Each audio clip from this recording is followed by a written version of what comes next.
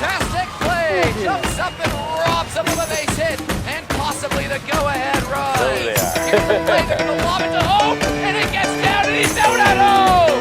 Here comes the throw. Play it third and safe. Pitch, and this is hit hard. This is going to left field. This one is back, and it's out of here. Well, g'day baseball fans. A glorious day here at Bennett Field, West Beach Parks in Adelaide. Time for some Super League baseball action. The minor round, the regular season is done and dusted. Just 3 teams remain. 2 of them will do battle tonight for the right to play the Clippers in next week's grand final.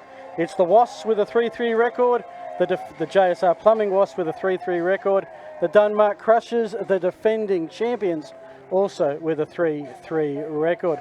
My name's Phil Hurd, part of the Spacequake Sports team joining you tonight. Also joined by the man who's the voice of Super League Baseball, Rob Ushy. Good evening, Rob, and welcome to Playoff Baseball. Good evening, Phil. Welcome back after having a week away. You missed the last week last year when we saw the JSR Plumbing Wasps take on the Denmark Crushers for the right to take home field today. At the beginning of that game, they knew they were going to play each other this week, but who got home field was going to be what was up for contest. And the Wasps came out buzzing, and they put it to the Crushers, and now they got themselves home field. Well, important to be the home team. You don't get the sun in your face. You get a slightly bigger locker room, maybe better, warmer showers. I don't know how it works here at West Beach. But, yeah, would it be fair to say last week that once the Wasps got their noses in front, that really there was not much to play for? Teams were just cruising to get to tonight. Yeah, the first game last week when we saw the Carp eliminated by the Clippers, it was kind of a game which the teams were battling early, and then it kind of got one-sided, going through the motions towards the end. And we saw the second game, same thing. Both teams came out firing, wanting to win that game, but the Wasps got ahead early. We saw some changes throughout. We saw pitching staff used, guys that hadn't been out there before, and we may have to see that again tonight as we're into the semifinal here, and the games are no longer the 90-minute game. It's up to the full 110 or 7 innings. Some of the pitching staffs are going to be tested. We may just see what a 5th innings looks like in this contest, because we haven't seen many during the regular season. Yeah, the Carp are gone. Their season is done and dusted. The Clippers are sitting waiting in the grand final next week. First playoff game for the Wasps. Last week they were the unlucky team to miss out. And of course the Crushers as a entity in their second year in the playoffs. But of course, as we said, end of each year they throw the names up in the hat and start again. It's a very different lineup for both sides compared to last. Correct. The Denmark Crushers, they are the defending champions. They do have some of the same names coming back in Anthony Herrera, who is the MVP of the grand final last year, Charlie Ashcroft, who's been fairly hot. They've added some new bodies, but they still have the pedigree of the same coaching staff that knows how to win. They won the championship last year. So the Wasps are going to have to come out tonight. They're 2-0 in the regular season against them. See if they can keep that going to make it 3-0 and get themselves a berth to play the Clippers in the grand final. That's right. National anthem not too far away. It was the Wasps 11-8 in week 3. Last week it was the Wasps 12-6 as we stand for the national anthem.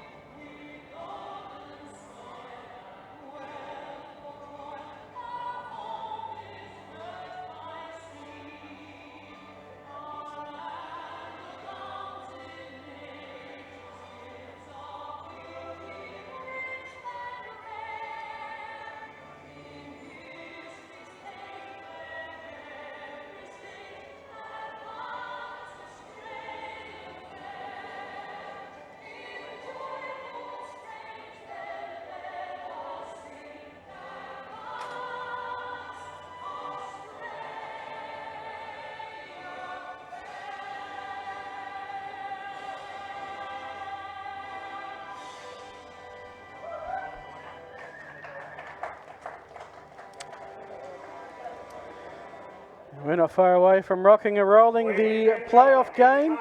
Clippers are waiting, and the Denmark Crushers will be up first to hit. Just go through the lineup. Thanks, Rob.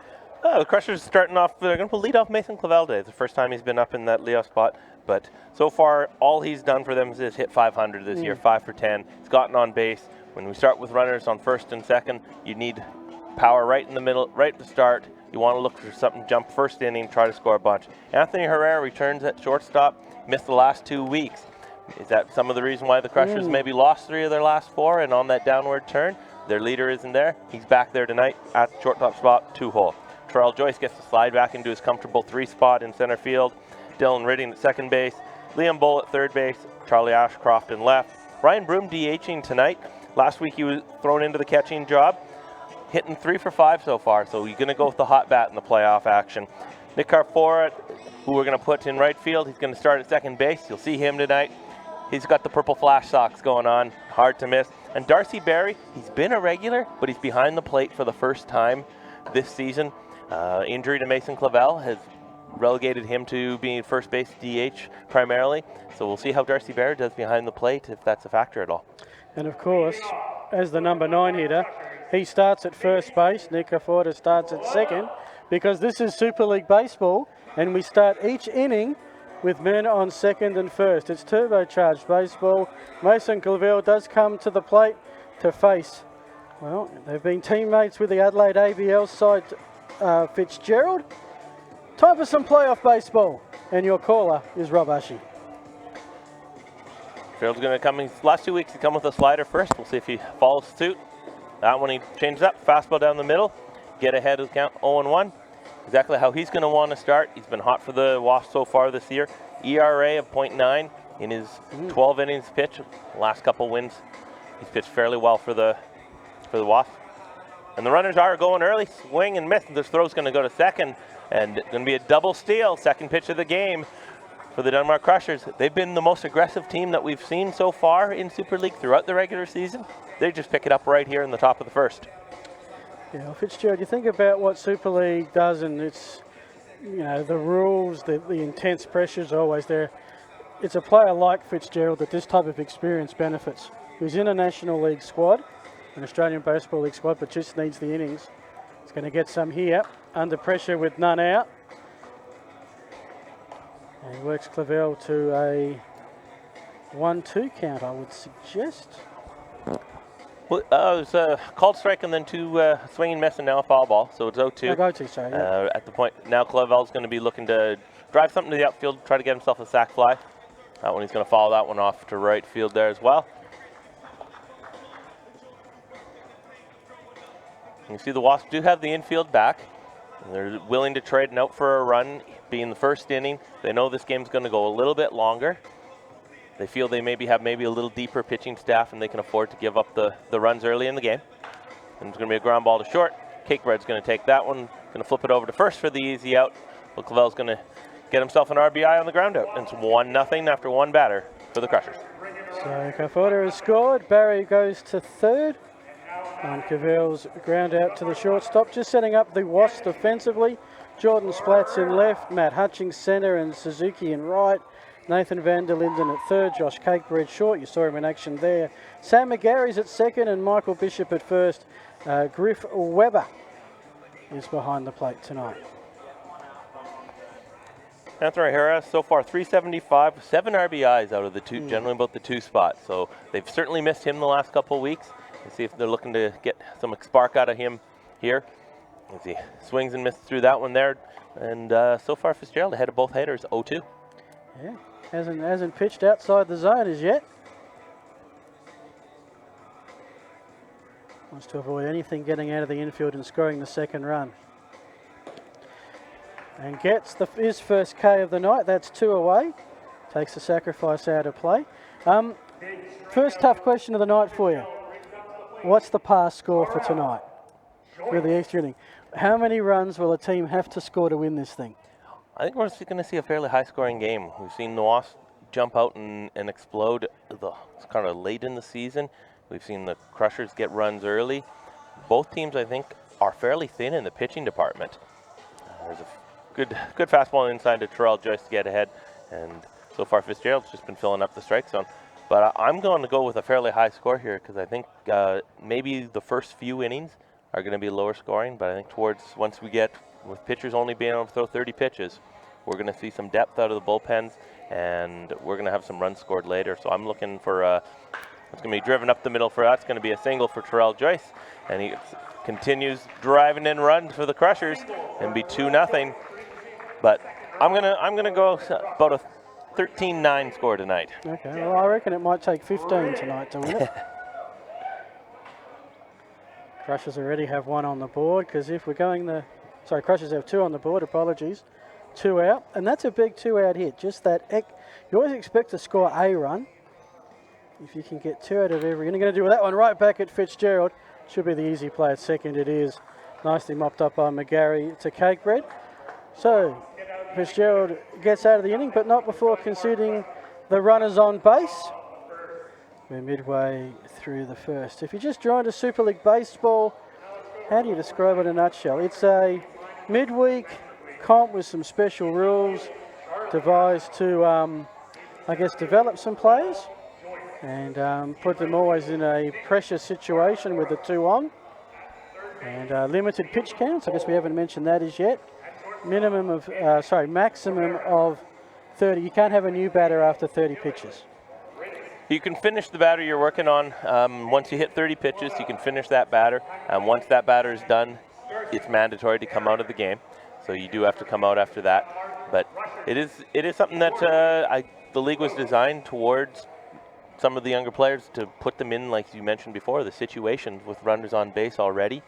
Stats is a hard number to look at, and it's one of the things that baseball is based on, because you look at it last inning, Fitzgerald gets through the inning, has an ERA of 0, 1 hit. It's a pretty clean looking inning, but both runs do score that they're considered unearned towards them, but they're inherited runs that unfortunately they hurt the team. Yeah, and it's a little bit tricky as well, because Fitzgerald didn't put the players on first or second, so if you went the full extent the other way of counting them, then the ERAs blow out beyond what you think is fair. So you talked about some stats that includes your inherited runners to make it a little bit more fair, or you just got to go off the bat and say these stats have got to be looked at in the prism of these special rules. Oh, certainly, yeah. You look at certain stats more than others, and it's one of the ones that you just kind of take with a grain of salt. Yeah. In the end, there's only one stat that really matters, and that is the scoreboard. It shows the Denmark Crushers 2 on the board at the top of the first. The JSR Plumbing Wasps get a chance to do something about it. Matt Hutchings, back from his trip to Sydney, will lead off for the Wasps. Hutchings been hot lately for the Wasps that have been putting back into the leadoff spot up to 385. He's going to square around. He's going to bunt that one. That one's going to get down. They're going to look to third. Nothing there. Over to first. And 2 different styles we've seen. Top of the first inning, Denmark Crushers decided to do the double steal, move the runners up. Here, just our plumbing less, a little more traditional baseball, bunt them over, but we have the same result here after 1 out. The runners on second and third. Yep, well placed bunt. The only out that Gross could get was to first. So the runners, Kellen Cross started on second. He's at third. Griff Weber. That can't be Griff Weber as the catch. That's got to be a pinch runner. We'll work that out as we go along. It looks last week they were using Koki Hionizawa, so I'm going to guess that's probably who they're using again as their trail runner for the catcher, as we do have the speed up rules where there is runners for the catchers. Josh Cakebread, who was a late season addition to the JSR Plumbing Wasps, maybe helped turn their season around a little bit since joining them. 4 for 7, 3 RBIs, and stabilized the infield. He'll be looking to get a little hit here and try to tie this game up. He was going to hit the first. Going to be sliding over there. Clavel's going to knock it down. He's going to get the out at first base. Kellen Crowe's going to come in to score. An RBI for Josh Cakebread, and the JSR Plumbing Wasps cut the lead in half. Yeah, I'm beginning to wonder I might have gone a bit low with that 15. So Nate van der Linden. Just 1 runner on now, and that's the pinch runner for Griff Weber. If he turns around in a sec, might be able to get that number. Yeah, van der Linden, one of the marquees that the JSR Plumbing Wasps used this year. He takes fastball on the outside corner. Gross gets ahead 0-1.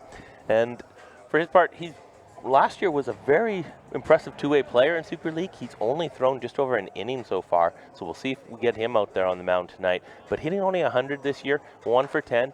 He's going to pop that one foul. But 7 big RBIs. He leads the league in sac flies.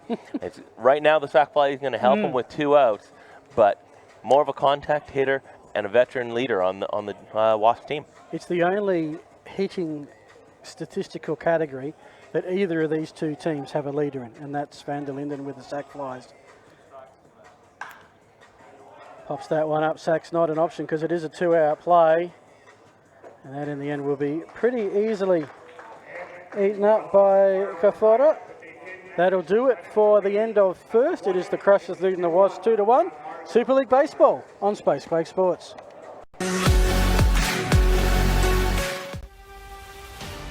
Black Chrome is the official partner of Super League Baseball Adelaide. Head to the Black Chrome website to view the new range of custom baseball apparel and see why so many teams are choosing to partner with Black Chrome. She got 2 little horns and they give me a little bit.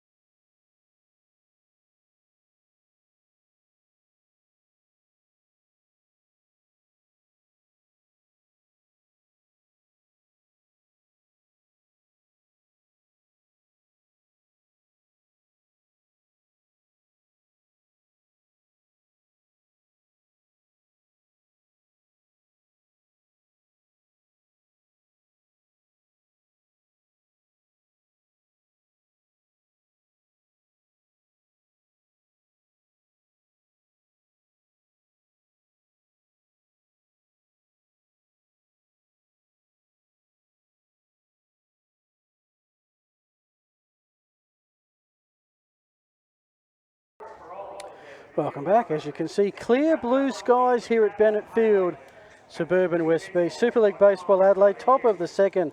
The Dunmark Crushers in the purple, the JSR Plumbing Wasps in the gold. One of them will be in the grand final next week. It is Liam Bull at the plate, and Fitzgerald continues at the top of the second. That one's going to be offered out there from Liam Bull. We see both teams throughout the regular season, bunting is not an aspect of the game that any of the 4 teams really use this year. Both teams looking to use it here because it's playoff baseball. BM squares the bunt again, pulls that one back and count even 1-1. Well, it's a one that I think it's a skill that, as a general rule here, could be improved. And so if it means a bit more practice at it, so be it. That's good. And maybe that's why they haven't gone to, because they don't have the confidence. You see the hit and run on there, and it was probably a good thing for the Crushers that Liam Bull was able to get a piece of that, because Terrell Joyce stumbled at second base as he went to get his lead, and they would have probably ended up having 2 runners at one base there. So a little bit of a break there, but it is a second strike on Liam Bull, so it'll be a 1-2 count to the young third baseman from Henley and Grange. That one's going to be hit up the middle. Cakebird's going to grab that off the end of his glove. That's going to score Joyce from second as he's running. Throw's going to go to third, and Ridding's going to be out by a country mile there.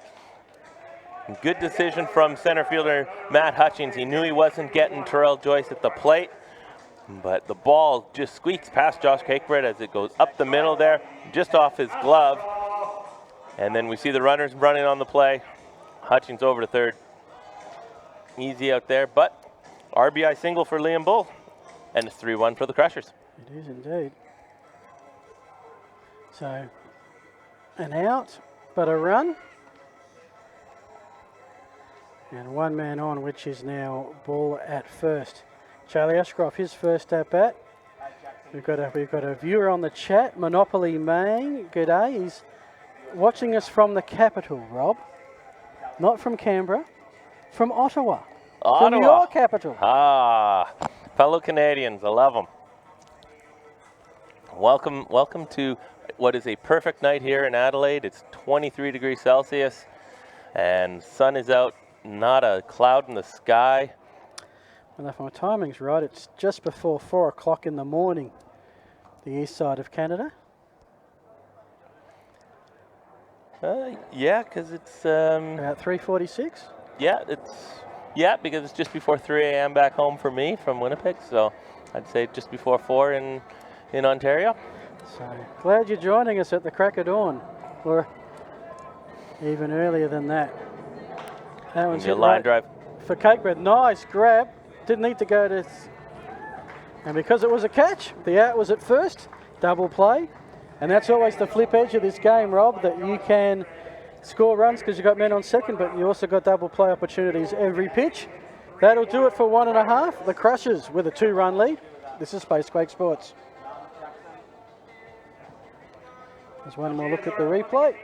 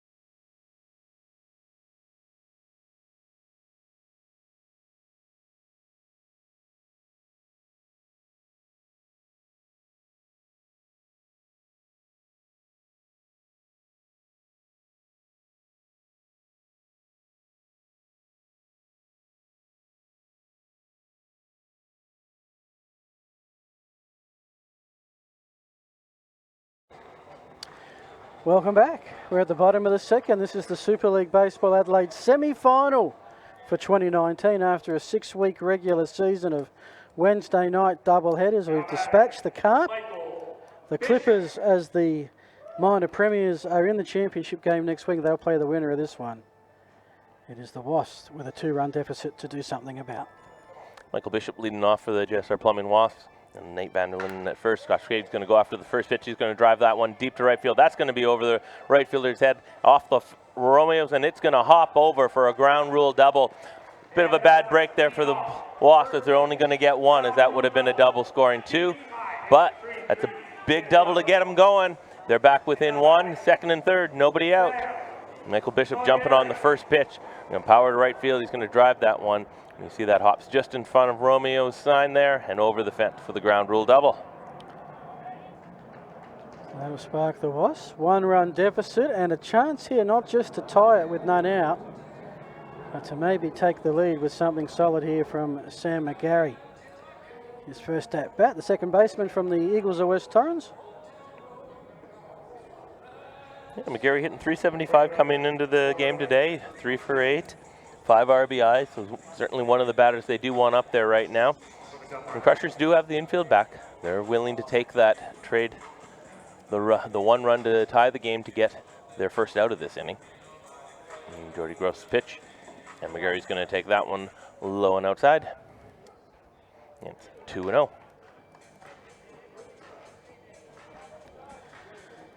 So right now it is Vanderlinden 90 feet away.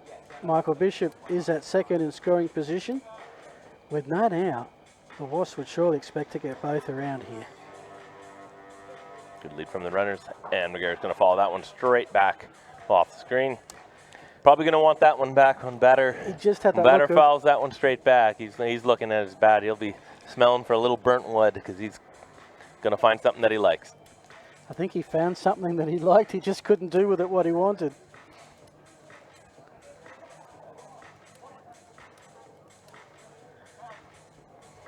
Gross will check out third and second, yep.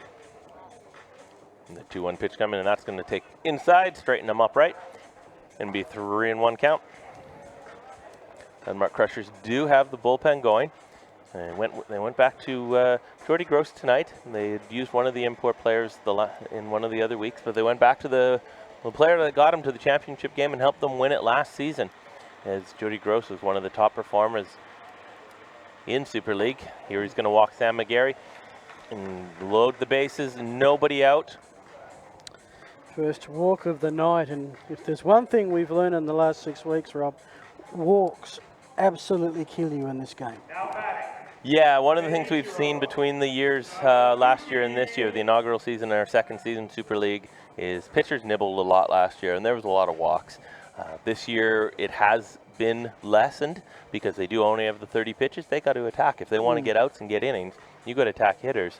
But over the last few weeks, we've seen it a little bit more, trying to be a little pickier with guys. They don't want to turn over as the bats have kind of opened up as the weather's gotten warmer.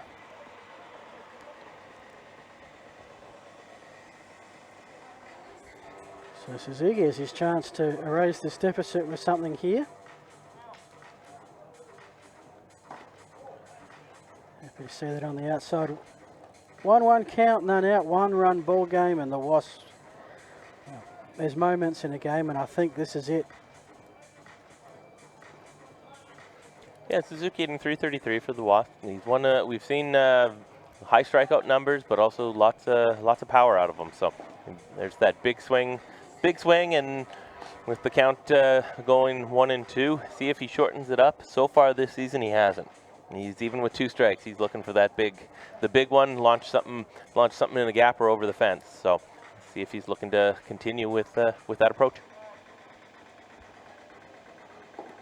And there's the big swing again. He's going to miss swing and miss that one. It's going to be the first out of the inning, and the Dunmark Crushers now have themselves in a double play situation to possibly get out of it. Yeah, and that's Gross's first strikeout, so redeems himself to a point with the walk, because at this stage it's all about getting the out without conceding any bases. Jordan Spratt comes to the plate, who's batting 143, 1 from 7 thus far this season.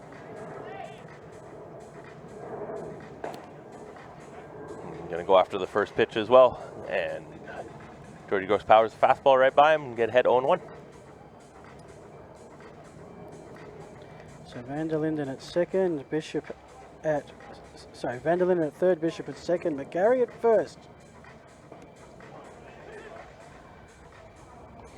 Gross, very important in these scenarios, you get ahead in the count. That's what he's done.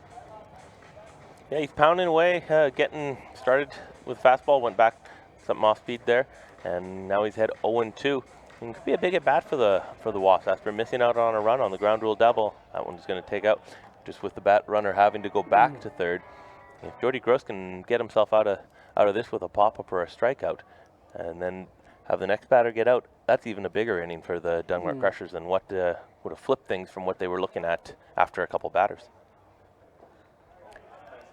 Good block in the dirt there, Darcy Berry, who hasn't been behind the plate. Mentioned it earlier. And there's no room for error. See what he was going to be like back there today. See if it was going to be a factor. So far, done a very good job.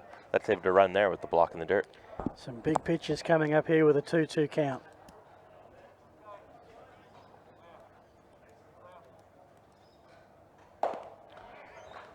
Got the strikeout, 2 in a row. Got Spratt swinging at a high one, and now it will be Kalen Krause, who's the last hope for the Wasps to do something with this loaded bases opportunity. Yeah, it was the first highway player of the game for the JSR Plumbing Wasps this season, back in week 2, and it was a situation much similar to this. He had the bases loaded and 2 out, and he had a big RBI single, drove in 2 runs and helped them get up to a 9-7 victory that day over the Carp. He's looking for something here as well. He's going to take the first one in the dirt for a ball. So you can see Michael Bishop is taking a huge lead as soon as that pitch is thrown. Almost halfway to third by the time it gets to home plate.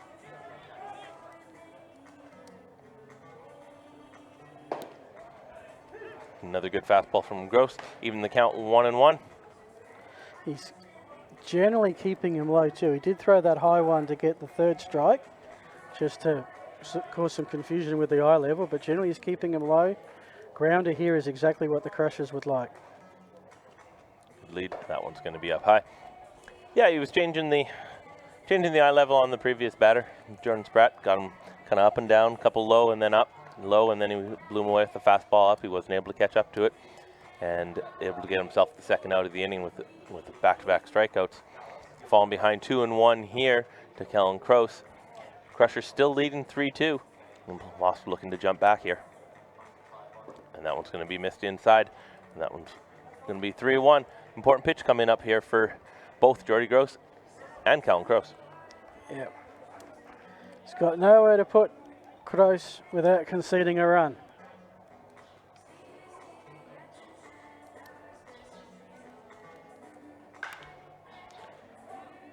It's going to be a big play in foul territory and into the bullpen.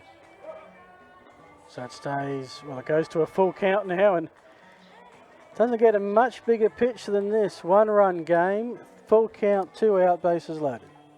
Anything could happen. Yeah, we saw there Charlie Ashcroft tracking it down, just couldn't quite get to it as it rattled up against the fence at the bullpen, where the Crushers had their next pitcher warming up. But 3-2 coming here. Runners will be on the move once they see the pitcher's on his way home with the pitch. Kellen Kroos looking to give his team the lead, and the runners go. And that one's going to be taken outside for ball 4. Good take there from Kellen Kroos, and we have a tie game. Well, since giving up the RBI ground rule double over the fence, batters haven't been able to put it in play. 2 walks, 2 strikeouts, 2 runs, tied ball game. Still bases loaded for the Wasps as we go to Griff Weber in the 9-hole tonight. Griff Weber played every inning so far for the Wasps this season, caught every game. And how many at-bats has he had? I think he's up to about 9. And swing and a miss there, get ahead 0-1. One of the benefits and maybe backfires of Super League for batters is you can get innings. We had a triple play last week, which had only 1 batter, so it can reduce kind of the at-bats. Now it's going to be taken outside, 0-2. This is where Griff Weber's got to put a ball in play. And with 2 outs, 2 strikes on him, he's got to, whether it's choke up and poke it out, spread yourself out a little wider and drive something, but you got to put a ball in play, at least make the defense make a play on you. We'll follow that one back. Stay alive, 0-2. Yes, the Wasps have done the job of tying the game. Now this is some bonus to try and head to the third with noses in front. Of course, something over the fence and they'd be well in front. Could be anything from 0 to 4 runs out of this at-bat. Weber takes that one high, 1-2. Both players out of Henley and Grange this season. Jordy's probably thrown to Griff Weber a fair amount this year, so interesting to see if he's gotten a little advantage on him here with the 2 strikes for a put-away pitch. And that one's good off-speed change-up there. Gets Griffin Weber, but the JSR Plumbing Wasps do get 2 back, even the game back up at 3 after 2 innings. Tie ball game.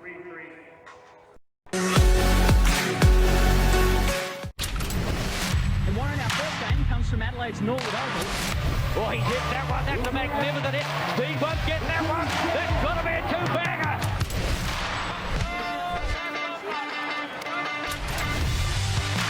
Going to be a play. Oh, it's safe. And there she goes.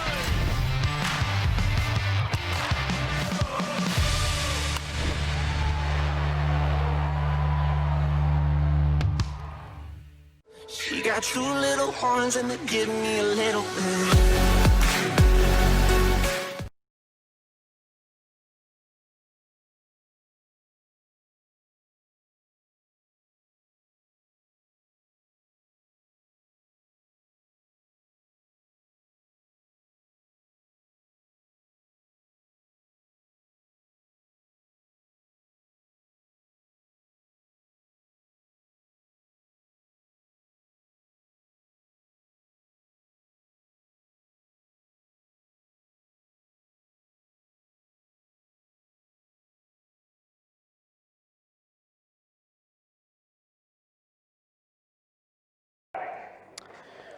Oh, good old Wednesday night. Sit back, relax, enjoy some Super League baseball, Adelaide. Wonderful night to watch some baseball and some big stakes here.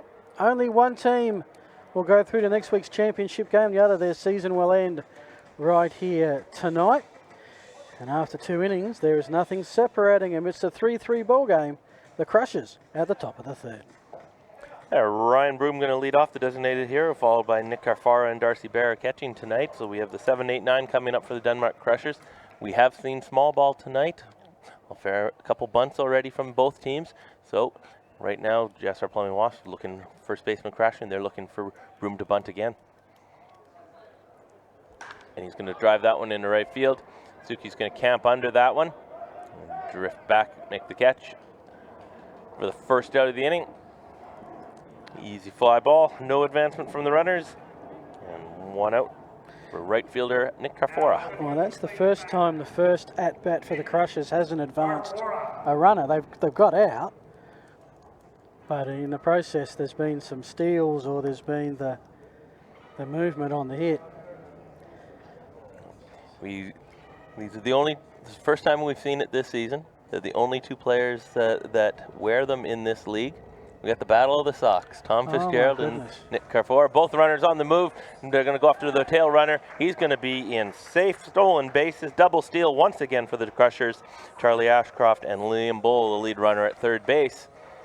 Well, that's 2 for 2 thus far on the Crushers, and the Wasps know it's coming. They've done it 2 out of their 3 innings so far, but haven't been able to stop it. So Bull at third, Ashcroft at second. 1 out, all the ones now. Carfora swings through the second pitch. First one was a ball, so it's 1-1. And the 1-1 pitch, and that one's going to be taken low, 2-1.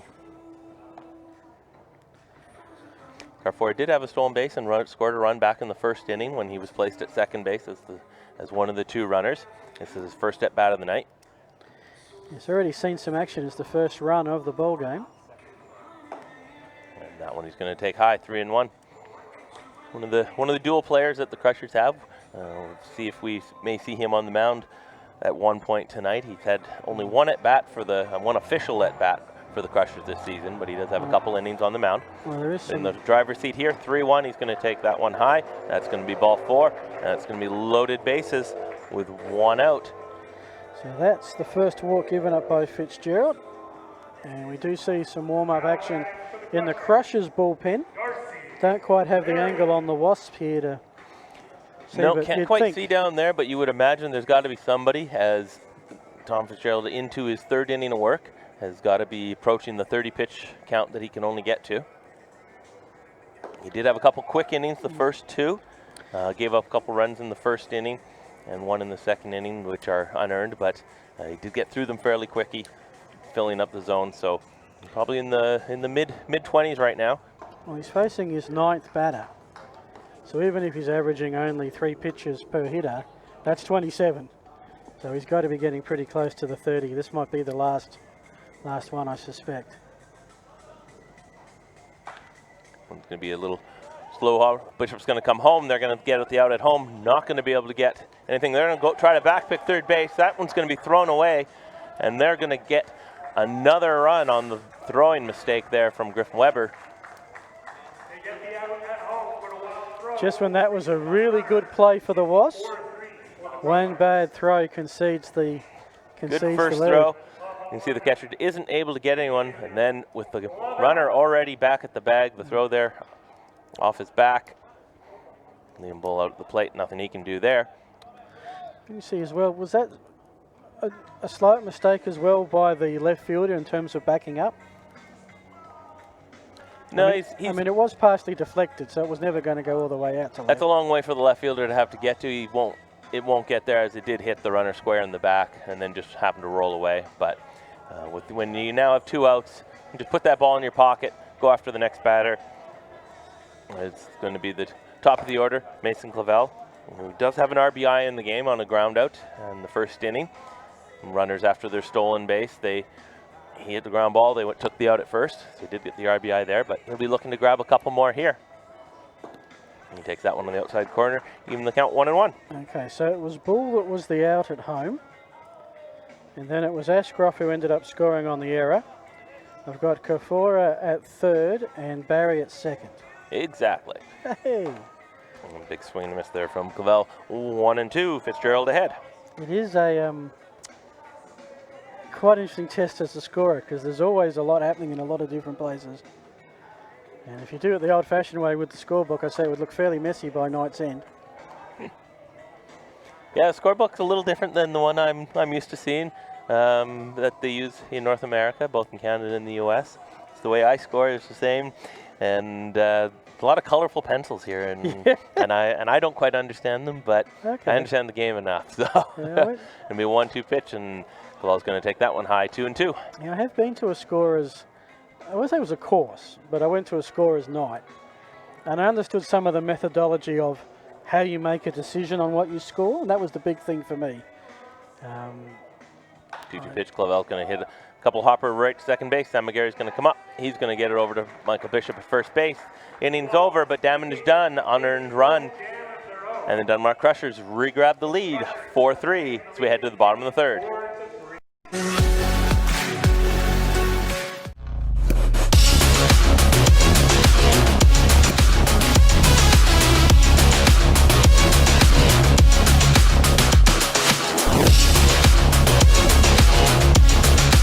All you need is the ball.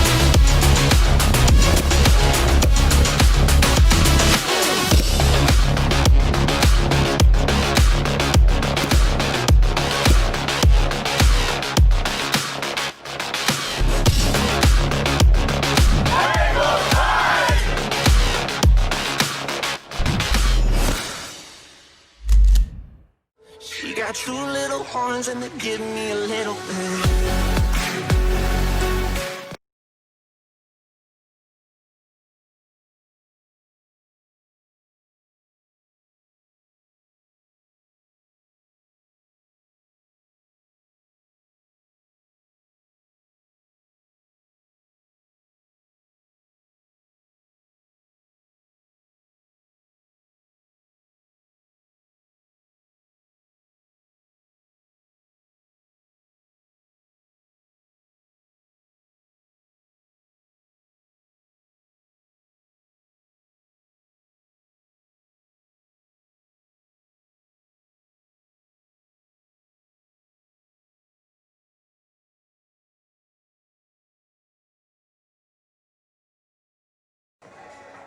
And welcome back. You can see the site there, the main grandstand right at the back. We wave our hands and there we are, the Spacequake Sports team. At least the team at home plate. And yes, we do apologise for our main cameraman, and happens to be our boss as well, Dave Muggleton, doing the dab. It's finals baseball. Every team has scored every half inning thus far. The Crushers with a 4-3 lead. Suffice to say, Rob Ushy, that's pretty much par. You wouldn't say you're comfortable with that lead whatsoever. In fact, it may not be enough. Oh, it definitely isn't enough. As you mentioned, they've scored every inning, both teams, whether it be 1 or 2. But most of the games we see, it goes to the last inning, and it's usually a big one that is the determining factor. And we do have a new pitcher on the mound for Denmark Crushers, Anthony Aletta, American import, playing with the Glenelg Tigers this year. He's taken over for Jordy Gross. So is this still a scheduled 7-inning contest? That's 7 innings or 110 minutes.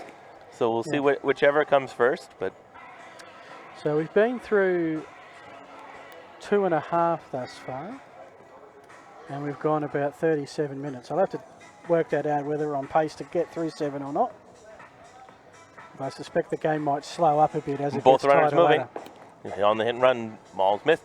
That's going to get in. And once again, double steal from, now this time from the GSR Plumbing Wasps. They're getting aggressive. But Matt Hutchins, top of the order now, have runners both in scoring position. Yeah, both teams thus far have been exceptional getting to third quickly, which always sets you up for a possible run. You should always score with a runner at third and less than 2 outs. That one's going to be taken just a little bit low, even the count 2 and 2. We've seen Letto out twice for the Dunmore Crushers, as he was a late addition to the team as the marquee in the second half. The mid-season draft after 3 weeks, yeah. Yeah. Well, 6-week Super League season. 3 weeks is halfway That's through. it, yes.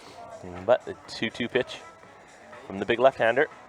And that one's going to be just over Ridding's head in second base. 1 run's going to score. They're going to hold Zuki, and the throw's going to go home. It's coming home. Matt Hutchings going to take advantage of the throw home, and he's going to scamper up to second base like an emu. And now it's second and third. Runners out. Was that like an emu? Yeah. Okay, well, let's watch the emu replay here. As we see before just overthrows as the runner slammed on the brakes. We see Kellen Cross going to score easily and tie the game back up. Didn't quite see.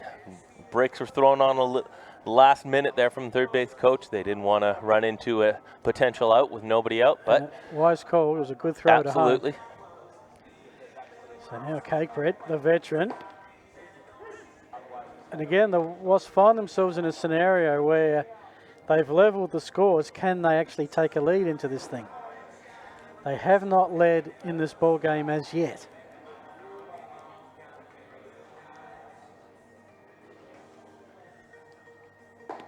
Good curveball there from Oletta. Get ahead 0-2. Lefty on lefty crime. It is something that we've seen in both games that the JSR Plumbing Wasps beat the Crushers this year. They had 1 inning which they put up 6 runs. They'll be looking for that big inning. The Crushers are going to have to try to limit it from happening. The 0-2. And Cakebread's going to flip that one just into over the fence down the left field side there, over the cameraman's head. Stay alive, 0-2. It's pretty hard to see if you got a hitting team that can execute well, how you can avoid not giving up 1 run. 2, you probably made some error at some sort. We haven't seen the blowout innings yet.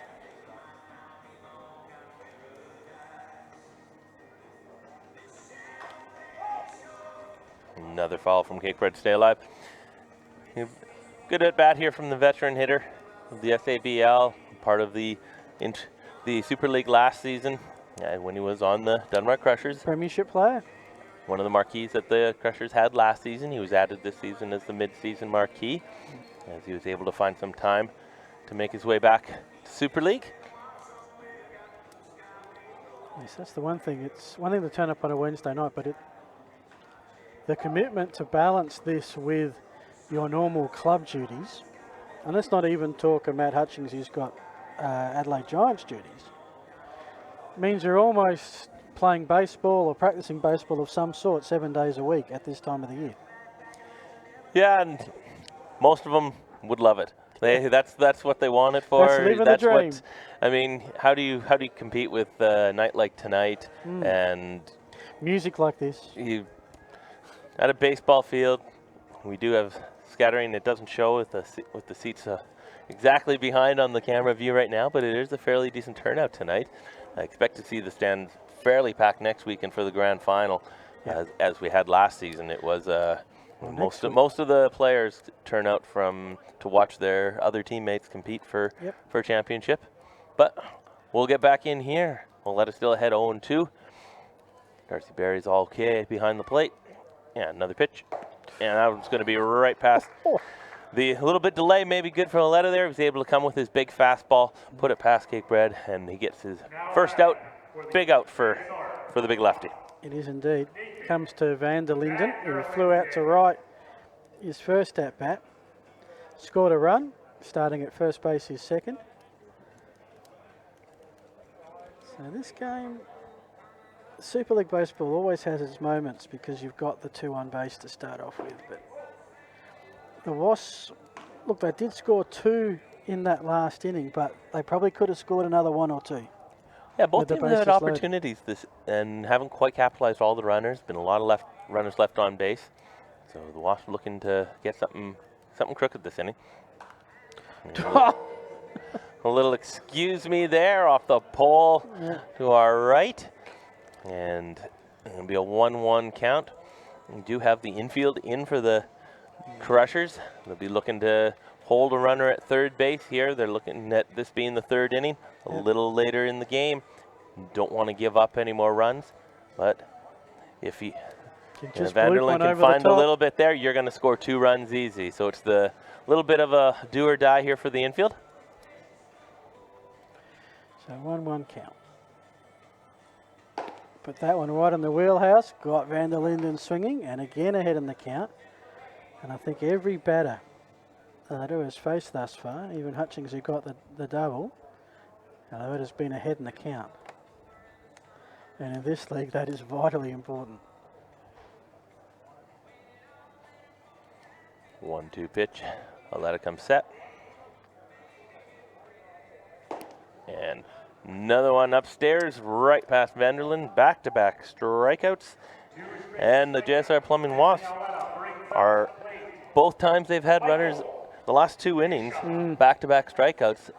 They've been able to get the game tied and keep coming back, but it could be a lot bigger if they could have just got the big hit instead of those strikeouts. Last 5 outs for the Wasps have been with a K in front of it. But here's Michael Bishop. He probably had the hit of the night thus far, the one that bounced over the Romeo's sign, ground rule double. Takes that one outside. We'll see if Valletta goes right at him here. As Bishop does have a big grand slam earlier in the season. And here, he already has the double tonight. He does have first base open with 2 outs. He's got the lefty on deck in Sam McGarry. That one he goes right at him, even the count 1-1. We'll see if it's not the intentional walk, but maybe a little bit of an unintentional intentional. Hit a pitch that the pitcher wants to make as opposed to giving into what the batter is looking for. Well, they only need 1 more out. And everyone's going low. That one a little too low. 2-2. No, 2-1, sorry. Doesn't want to leave a mistake up in the zone. He's got the power of the first baseman, Michael Bishop, up. He knows that hang something upstairs that is going to be trouble. And that one's going right at him. Bishop swings through, even the count 2-2. All right, this is the moment. The Richie, the 2-2-2. There's a shot. Whilst conceding early, the Crushers have come back well in their later stages of the half inning. Want to keep this tied at 4 to go into the 4th.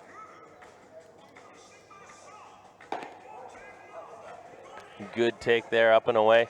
And you even make the count full. Be a 3-2 pitch. Runners second and third, so they're not going anywhere yet. But around the crack of the bat, they'll be ready. What are you calling? He's just showed so far he's had a good off-speed curveball and changeup, but he's got the power fastball. Going with that power fastball on the outside. And if you miss, you just let him take first base, but it's got to be your pitch. That one's going to find the 5.5 hole. That's going to be a single. Bishop's going to score 1, and Hutchings going to score easily as that one's booted just by Charlie Ashcroft. I think both runs would have scored anyway, but good at bat there from Bishop. Battled, get himself full count. Got a pitcher's pitch outside corner. Found the 5.5 hole. 1 run scored easy. Hutchins all the way. No throw, no advancement. Won't be an error on the play, but big hit, and it's now 6-4 for the JSR Plumbing Wasps. Well, that's the play of the game thus far. Bishop, 3 RBIs. 2 at-bat count, and to be honest, it should be 4 RBIs. To go to Sam McGarry, who was walked his last time at bat. Still 2 out. Now it's just Bishop on. Bases were cleared by Bishop, and it's an 0-1 count.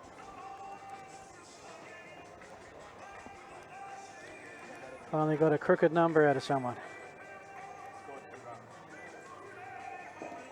A little check swing there from Sam McGarry. It'll be a strike, 0-2. And that's the part I don't think Aletta quite got that ball where he wanted it and got too much of the plate. That Bishop was able to find enough of it to get it through, as he has McGarry and Suzuki, 2 lefties, coming up next, there goes Bishop. That ball's going to be called for strike 3.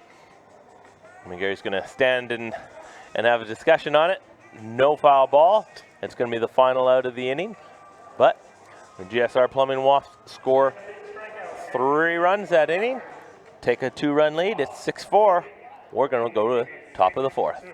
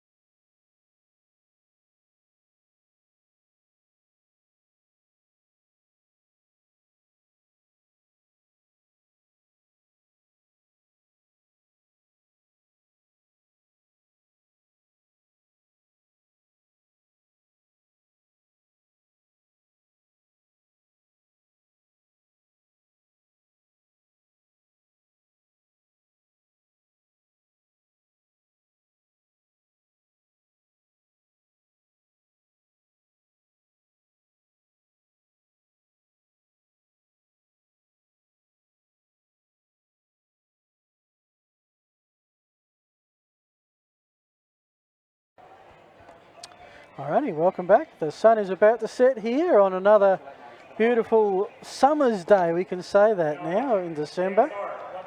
As we can see, we have a pinch runner coming out in, well, actually it's Geordie Gross who's going to be the pinch runner at second for Barry, who of course is the catcher and therefore doesn't need to be one of these early on-base players. And it will be Clavel who ends up at second. Big inning, I think, here, Rob. We've got the meat of the Crushers' order, Herrera, Joyce and Ridding. They would be disappointed if they can't get some runs out of these three. Yeah, they gave up 3 last inning to fall behind by a couple runs. It's now 6-4. We're still a long way from this game being over. No panic time, but you definitely want to keep scoring. So far, it's been proven that they can't stop the Wasps from scoring, so you got to put up bigger numbers each inning. Well, it is pretty much the halfway point of this game. No new innings after 100 minutes, and we've gone 50, and there's a balk, and every inning the Crushers have advanced the runners. I don't think they've been able to do it without a pitch being thrown before. Yeah, no, we see our first balk of Super League, and runners first and second, new pitcher on the mound, Mitch Stark. If you can't pour a strike in there to Anthony Herrera, you can't make a move to first base and not throw the ball. Nobody at the base. There was multiple ways that could have been called a balk. Easy call for the umpires here tonight. So far, we've seen Mitch Stark in every game for the Wasps. He's gotten up there, comes in from Brisbane every Wednesday to play, and 11 innings, 20 hits, but ERA of 5.73, which when you have runners on, there's trouble already. That's going to be popped up. Biff's going to track that one down. He's going to set himself near the fence, and it's just off his glove into the dugout just for a foul ball. Yeah, and that's, you think, oh, okay, it's a drop foul, no damage, but if you give Herrera half a chance, he's going to make you pay big time. I expect this to be over a fence or into Death Valley or somewhere in the next couple of pitches now. Well, we've definitely seen Anthony Herrera drive balls in the other way into Death Valley down the right field line for triple so far this couple times this season. Be the 1-2 pitch. That one's going to be a high chopper. Cakebread's going to get that one. He's going to flip over to first base, get the out there. Run's going to score. RBI ground out for Anthony Herrera, but great play by Josh Cakebread. That could have been a lot worse if it wasn't for the veteran. That was absolutely sublime. I mean, that's just done on instinct. He's picked it up. He stepped on the base within a millisecond of picking it up, and he still has the presence to come out of the triple tuck pike twirl, whatever that was, and get the out at first. That's incredible. Yeah, and that's where so far the balk this inning, that's a big call, because as great play, that could have even been a double play. He was close enough to the bag. He may have been able to tag that himself before firing it over. Yeah. So we got infield in for Terrell Joyce. A big swing at the first pitch. We 0-1. That one's going to miss outside, even the count 1-1. He's looking to drive another one in. Had an RBI single his first at bat, and he's looking to get this game tied at least, if not give them the lead with something big. Yes, you're right. There was no player at first, therefore there was no out at second. Speaking of second, that's where that one's just gone. And we've got ourselves a tied ball game with the single to center. Another RBI single from Terrell Joyce. After we saw the big swing of it in his first to the first pitch, we see a little bit shortened up just to drive the ball hard up the middle. He knew the infield was in, so he just had to hit the ball hard somewhere, and it was going to be a free RBI that time. We've seen Joyce run so far in Super League. He's looking to go. And good call from the coaching staff in the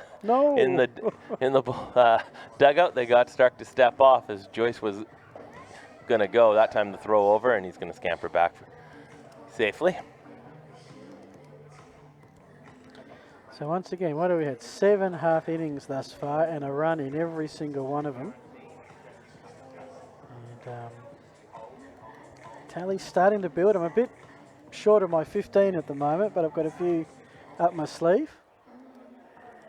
Good block at first base there to keep that ball from going down the line. Something scoots by Bishop there. And Joyce is at least at second with his speed, maybe even third, hustling around. Yeah. My interest will be, Where do the Wasps go after Stark has maybe a Vanderlinde? And there goes Joyce. Going to be pitch high. That's going to be called strike. Joyce is going to get in there, and he's going to think about going to third.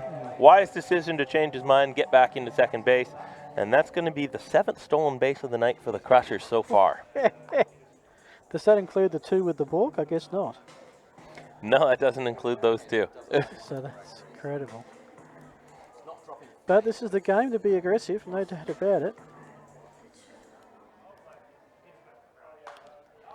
So we're looking at the pitching stats this year in terms of innings pitched. Fitzgerald 11, Stark 10, which is, I think, the 3rd best in the league was about 7. So that's 21 innings pitched between the 2, probably of about 27, 28 over the course of the season.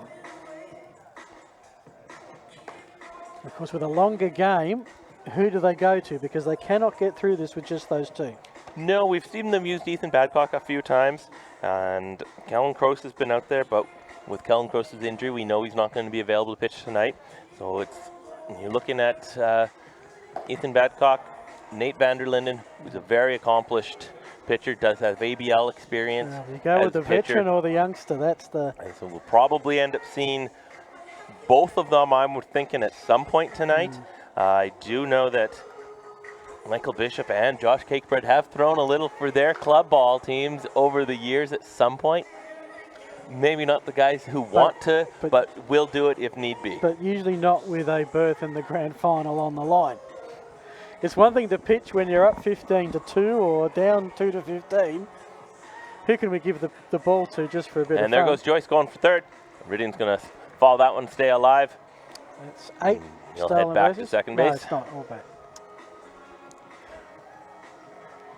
Yeah, that was I mentioned at the top of the broadcast that I thought both teams were a little light in the pitching departments this season, and it was maybe going to come into a factor as turning over to one of those aforementioned, even Cakebread, Bishop, or Vanderlinde will obviously come before them, but it hurts your defense taking them out of the game from their positions on the field as well. Another 2-2 pitch coming to Iridian.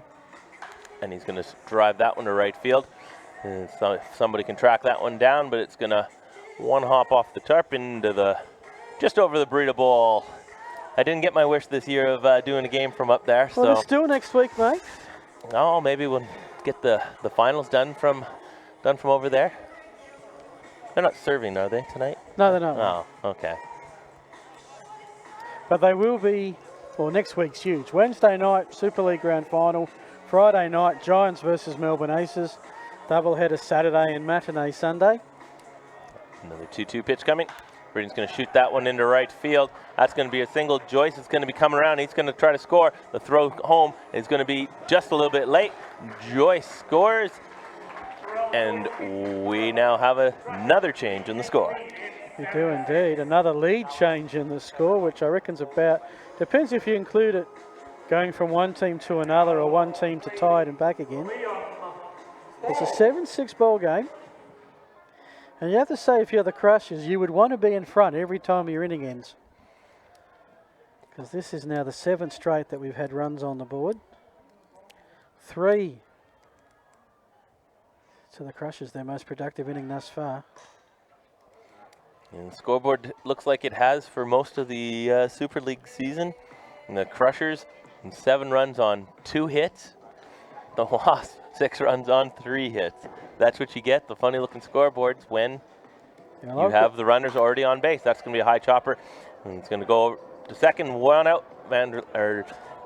Back over to first, they're not going to get it. Vanderlinden over to second, and McGarry for the first out over to Bishop, but able to beat it out is Liam Bull. So that takes care of the lead runner in Iridian. So tied ball, no, Crushers lead by 1, 2 out, and they've got Liam Bull on first.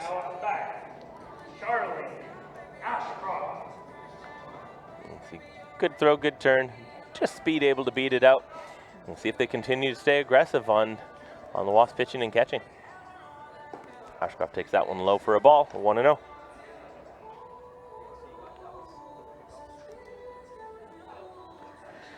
So I mentioned at the start that the Crushers needed the order would have to fire. They've done so with 3 runs. Can they add something before this one ends? Time-wise, we're about to hit an hour. We see with the aggressiveness of the Denmark Crushers is forcing the Wasp pitchers to pay more attention to the runners, which means you then pay less attention to the batter, and the result is that last pitch right there, a non-competitive pitch outside. The Charlie Ashcroft, easy to just watch that one without even a thought of swinging at it. Because the pitcher's now more concerned about the runner at first base. Which by Super League standards is the least threat you have. There's no one in scoring position for once. No, and right now, for the Wasps, get that last out. The Crushers are winning 7-6, but you scored every inning. You figure you're going to score. There goes the runner. That's going to be missed inside. Throw to second base, and he is going to be out at second base. And there we go. Trust your catcher to make the throw. Caught stealing, and the GSR Plumbing Wasps get out of a little bit of trouble, give up a couple runs. Denmark Crushers grab the 7-6 lead again. But we're going to go to the bottom of the 4th inning as we see pitch inside. Good throw from Griffin Wepper. Tag on the back foot before he gets in. End of the inning.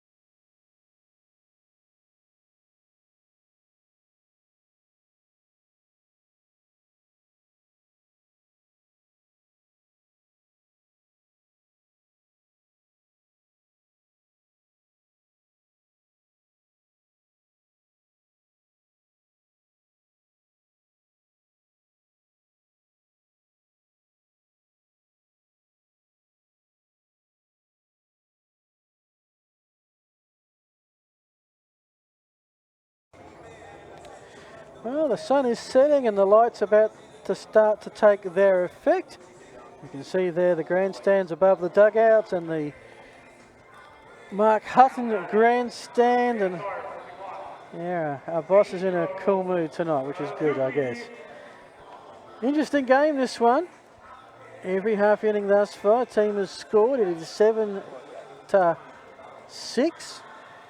The Wasps will start off with Bishop at second, McGarry at first. It'll be Sasurio Suzuki to lead us off, followed by Jordan Spratt and Kellen Croce. And to call us through the 4th, you're with Rob Ushie. Anthony Lillette in there again for a second inning of work. Able to get out of the last inning. Suzuki after the first pitch. In between innings, looks like we do have a new catcher taking over for the Denmark Crushers. That's Cam Ziego taking over behind the plate. Young man out of Northern Districts. And catching most of their Division 1 games this year, but we do have an injury to Darcy Berry, so he is now out of the game.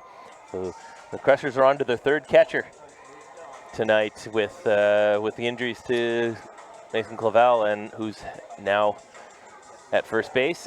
And Darcy Berry, who's out of the game, that ball's in the dirt there. Be even the count, 1-1. Well, Jager might get an at-bat. Next inning, he's 4 away from that. Yeah, he had one at bat earlier last weekend. He was able to fielder's choice, got himself an RBI. But this is the first time we've seen him behind the plate in Super League action. Thrust in the semifinal game. Big shoes to fill for the young man. Indeed. Good curveball there from Anthony Aletta. Get ahead 1-2 in the count. We've seen Suzuki with the big swing last time, 1-2. Wasn't able to catch up. Let's see if he wants to shorten up to try to move the runners over. No. Another big swing and another strikeout. First out of the inning, and then Aletta gets his 4th strikeout of the game. He's only had 4 outs, all by K. The last, I know it's a cricket term, the last 7 dismissals, the last 7 outs have all been strikeouts. Well, it's the part of the game right now that's killing the Wasps.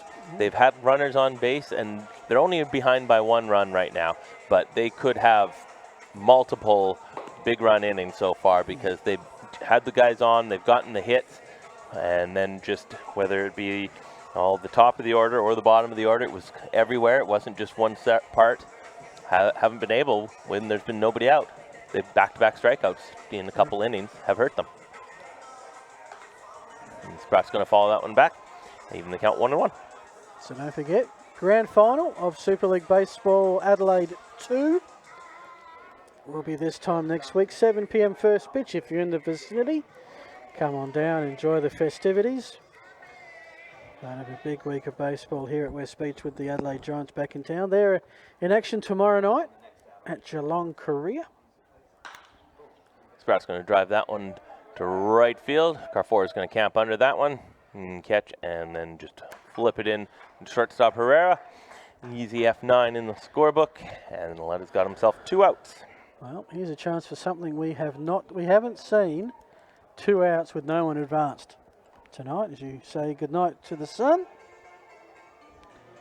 Always a stunning sunset. Of course, the ballpark here at West Beach, those pine trees pretty much are, well, within a fly ball from the St. Vincent's Golf. Does help bring a sea breeze on most nights. And you see pitching coach Nick Talbot coming out. And, of course, we don't have mound visits in Super League, so he's come to get Anthony Aletta, who's probably at his 30 pitch count, as he did a very good job today. But all those strikeouts is what kind of fills up the zone a little too much, and you don't get to get past the 30 pitches. We've got Josh Tyndall coming in to take over. Been one of the pitchers we've seen almost every week for the Denmark Crushers. Once again this season, 7 1/3 innings. He does have a 1.23 ERA, 6 walks to 5 strikeouts. So Wasps might want to see if he's throwing strikes and just see if they can get themselves that extra base runner. And he's got to start pretty strong here. Here's a chance to give the Crushers an edge here if they can get out of the first inning without conceding a run. Of course, if he takes a couple of hitters to warm up, Wasps could well be leading the contest. So just to run you past, the Giants had the most amazing start to the season here a couple of weeks ago. Swept the 4-time defending champion Brisbane Bandits, including a walk-off, a 4-run come from behind win, a grand slam, and not such an enjoyable weekend in Sydney. Lost the first 3. The bats went missing for a while, but discovered them again on Sunday to get 1 win out of it. Put some 5 and 3. Heading to Geelong tomorrow night, Friday night, Saturday night, and on Sunday lunch. Go to baseball.com.au for broadcast details. Always good to win the last one. Little momentum going home to start the next series. So they'll be disappointed with the final result, but they'll take the last one there. And we got Kellen Kroos up again here. He walked and scored a couple runs there in his first at bat. And he's going to go after the first pitch this time. Well, he's twice started at second and managed to score.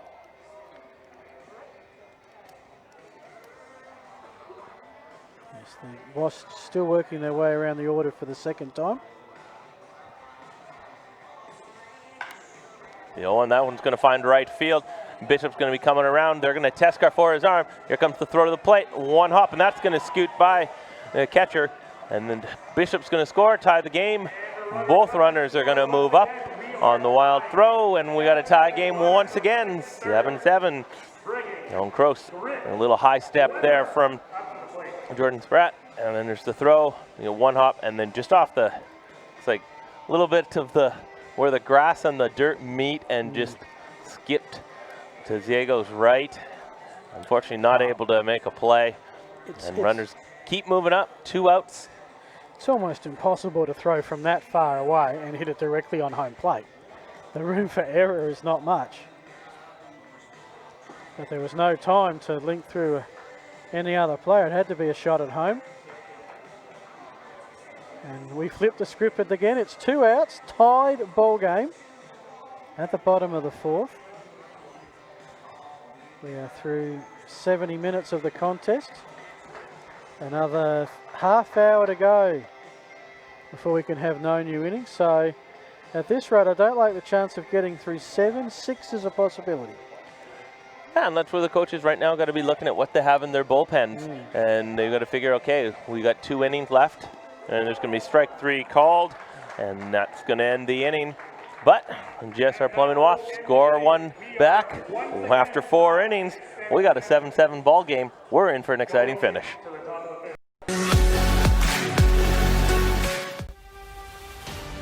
Black Chrome is the official partner of Super League Baseball Adelaide. Head to the Black Chrome website to view the new range of custom baseball apparel and see why so many teams are choosing to partner with Black Chrome. She got 2 little horns and they give me a little bit.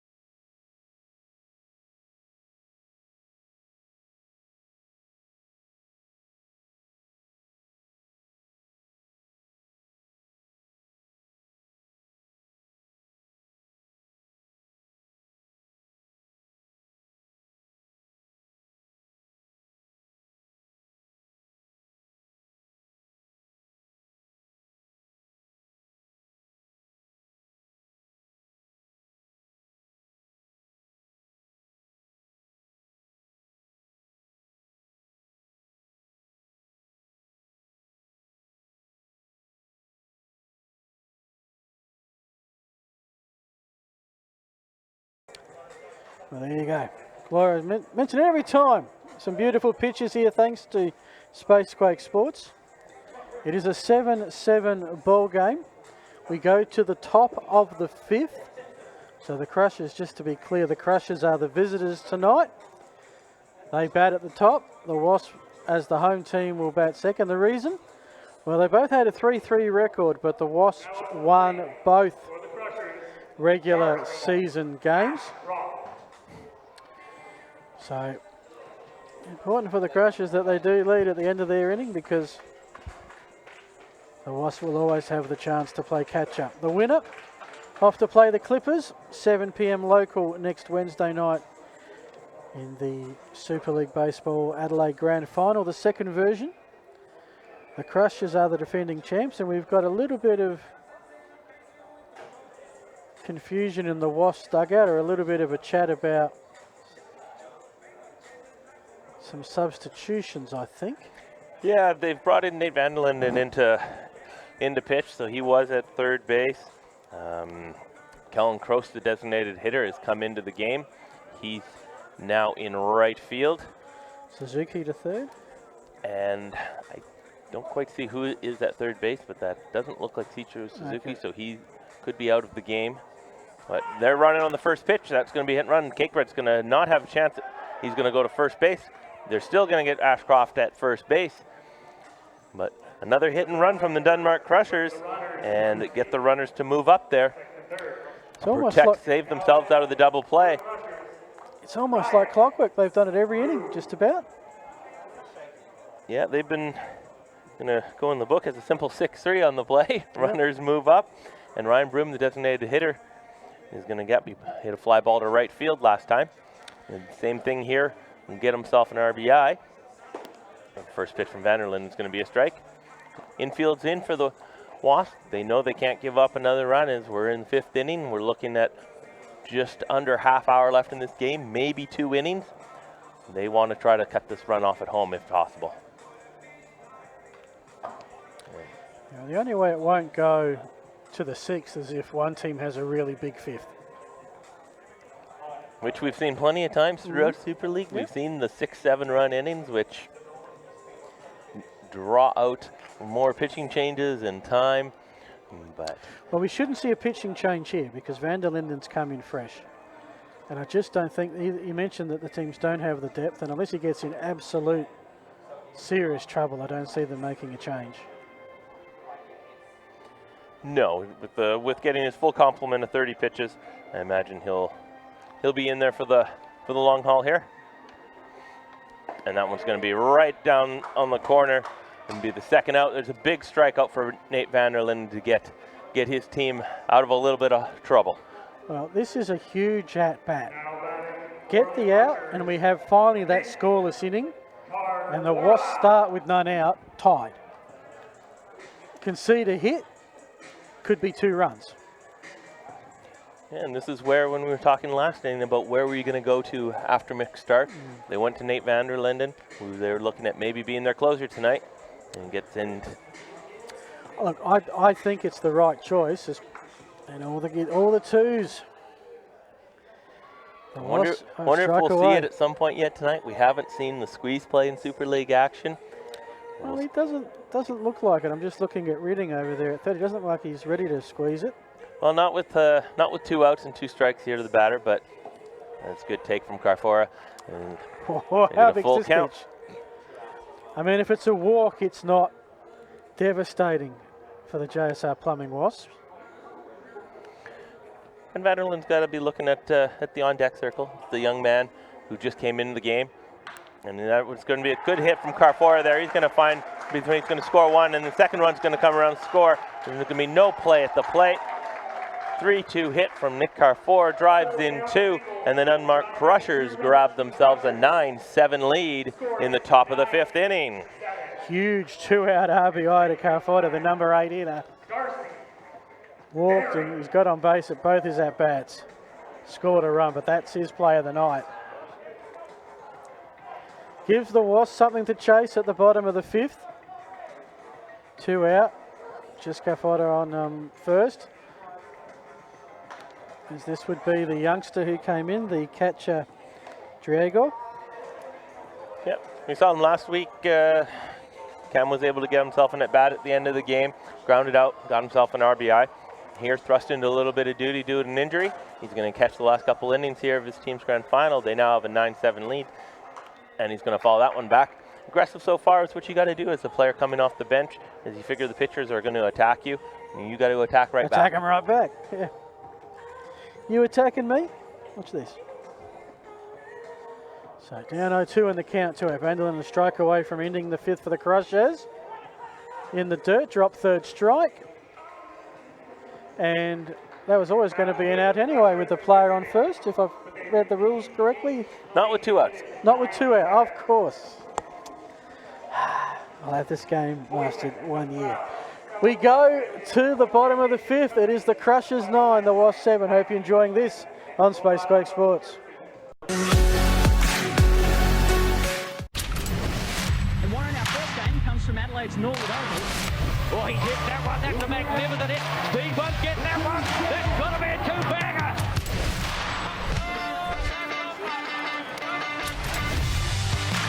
Going to be a fire. Oh, it's safe. And there she goes.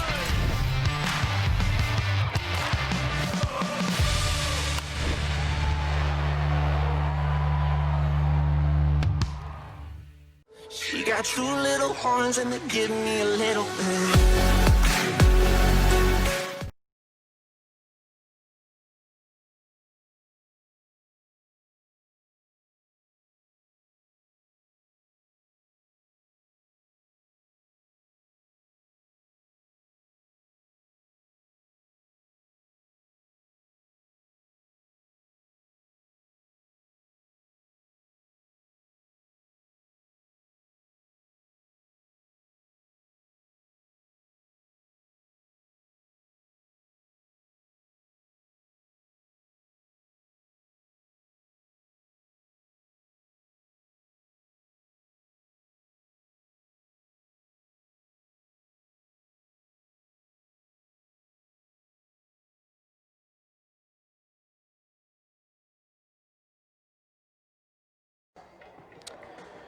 Welcome back. Bennett Field here at West Beach Parks. Active Display Stadium has a multitude of names. It is the home of baseball in South Australia and the home of this semi-final contest between the JSR Plumbing Wasps, Denmark Crushers.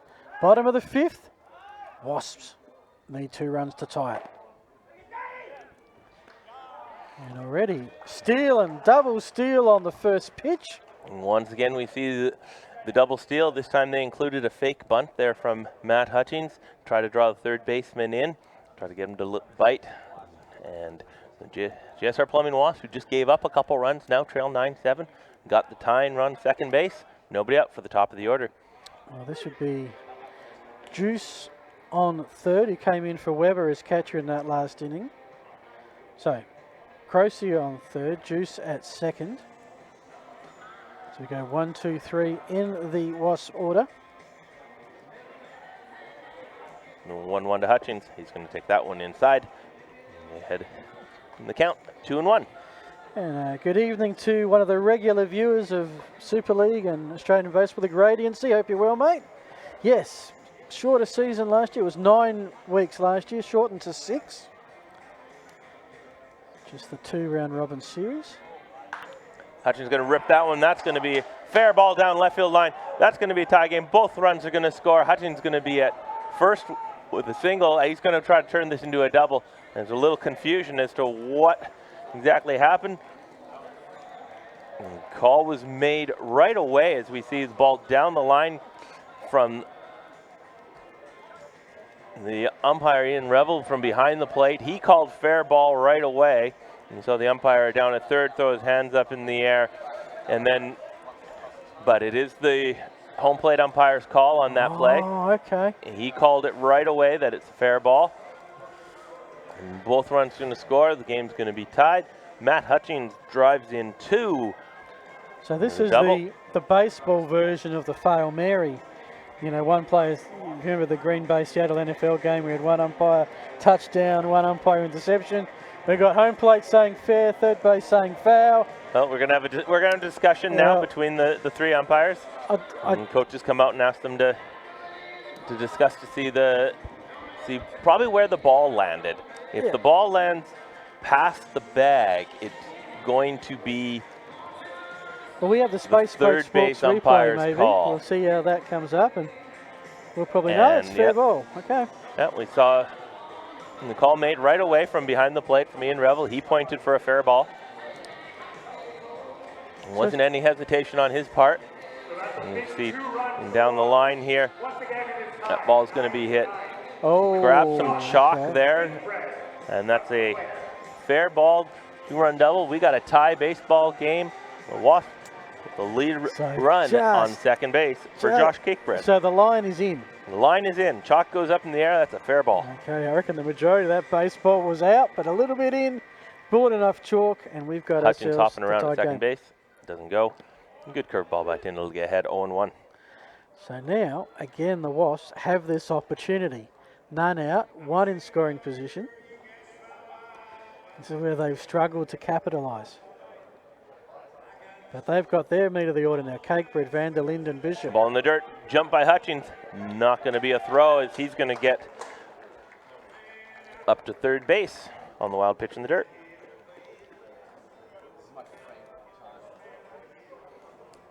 Now we're going to look to see the infield's going to come in for the for the Denmark Crushers. They have to cut this go-ahead run off. We have probably less than 20 minutes left in this game.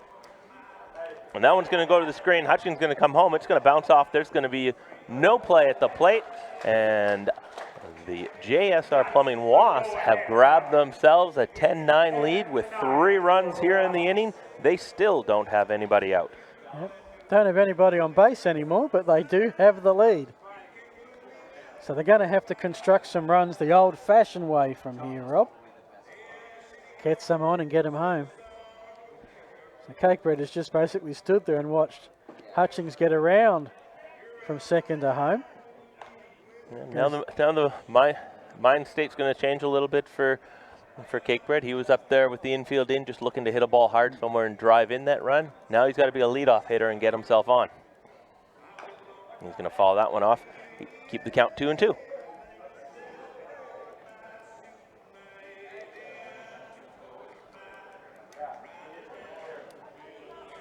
So the Wasps will bat at the bottom of the inning. The Crushers at the top. That one is fouled, but down the right field line. No doubt about whether that was fair or foul.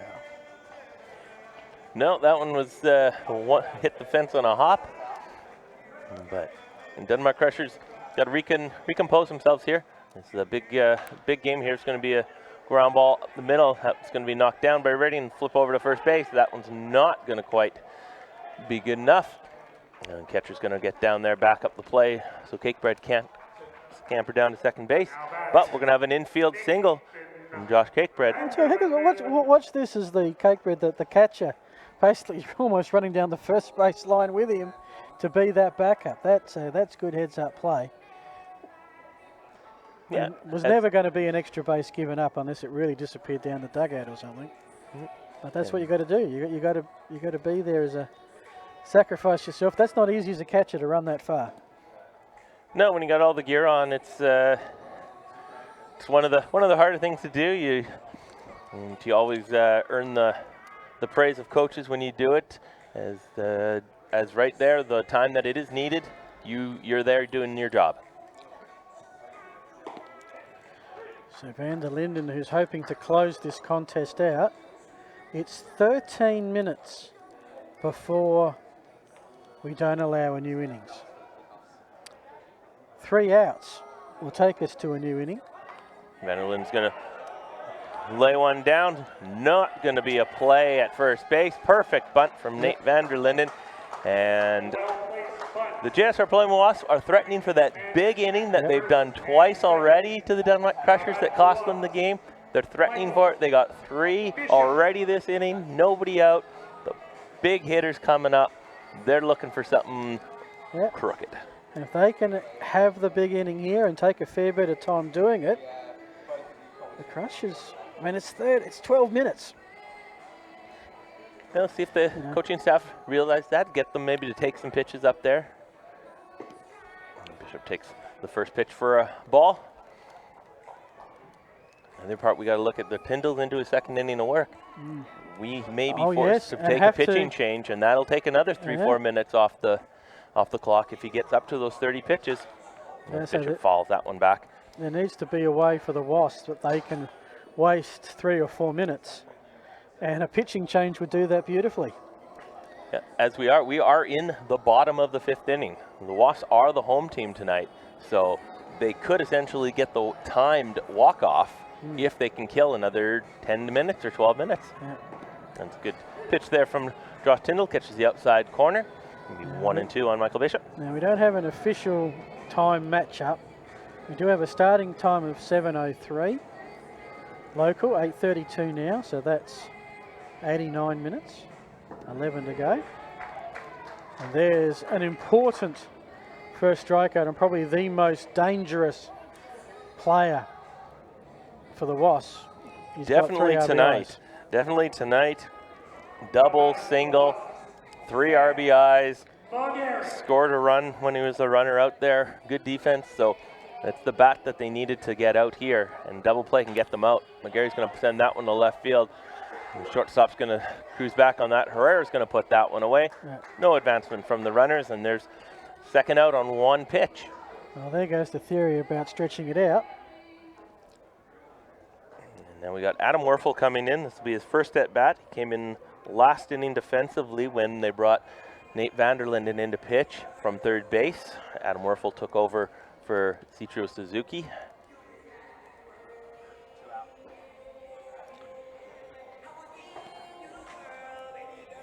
Takes the first pitch on the outside for ball one. Really weird. That at bat by McGarry has me scratching my head. And both runners are running on the play. And the swing miss. And they're going to get 2 more stolen bases. As nobody covered second base on that. Saw the catcher pop up. He was trying to go after the trail runner, but there's no one to throw to, so decided to pull it down. And the last thing you'd want is a wild throw which scores a run, and we've already seen that tonight. And that one's going to miss high.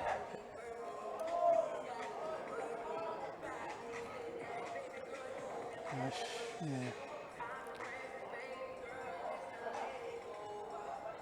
Adam Werfel an opportunity to drive in a couple runs. 2-1 pitch coming to Werfel. And that one's going to be high chopper. Herrera's just going to field that one, flip it over to first base. Clavel's going to collect that one in. But another big inning from the JSR Plumbing Wasps. They get the 3 back that they just gave up. They grab a 10-9 lead. We're going to the top of the 6th. We're on low time. This could be the Crushers' last chance.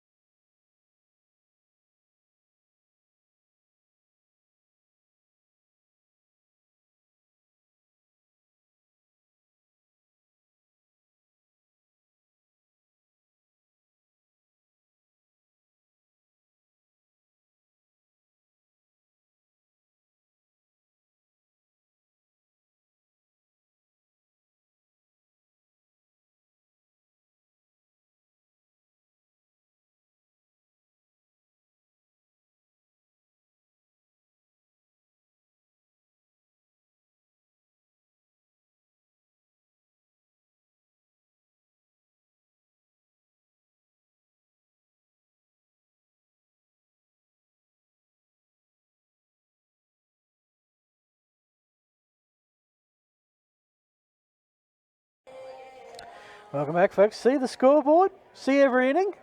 Runs. That's what we've had tonight. Still working out the Crushers have got 9 runs on 3 hits. I'm not quite sure if that's right. Super League Baseball. Runners on base every inning.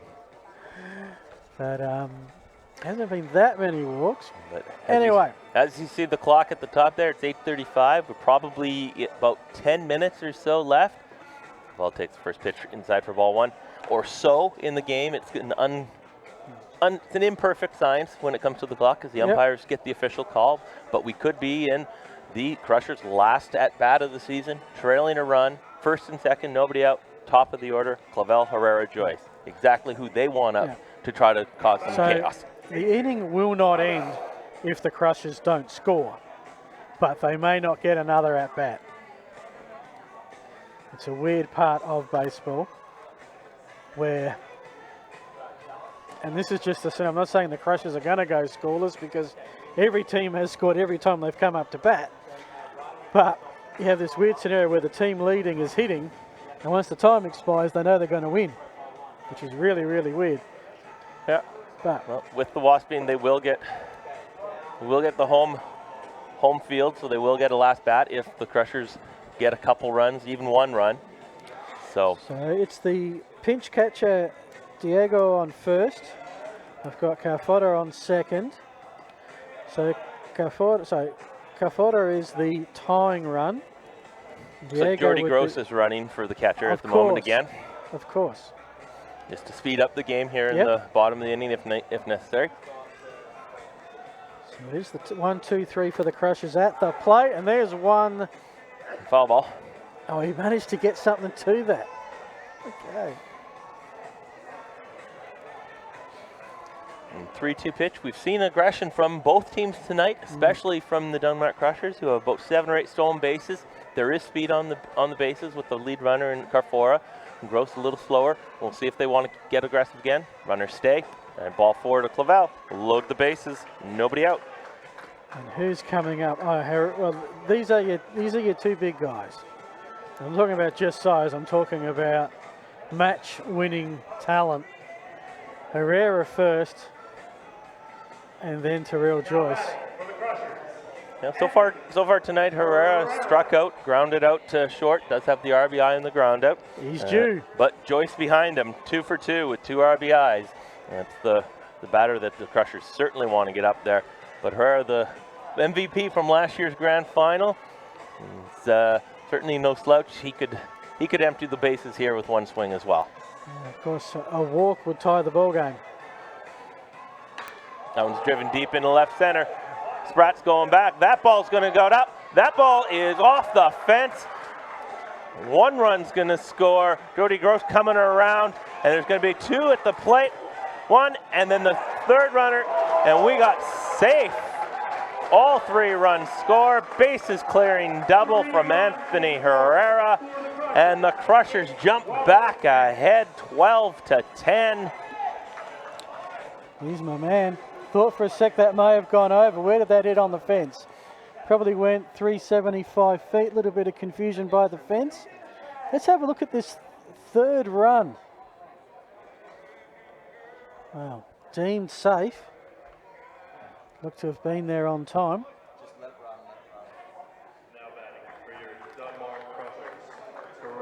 And that is a heck of a play by Herrera. So Joyce comes up. So now it's a 2-run Crushers lead, and the Wasps will be chasing. Can Joyce give him really something to chase? The biggest run total of any inning thus far has been 3. So we have a look at this 3rd out, or 3rd run. Maybe not. Umpire had the perfect position.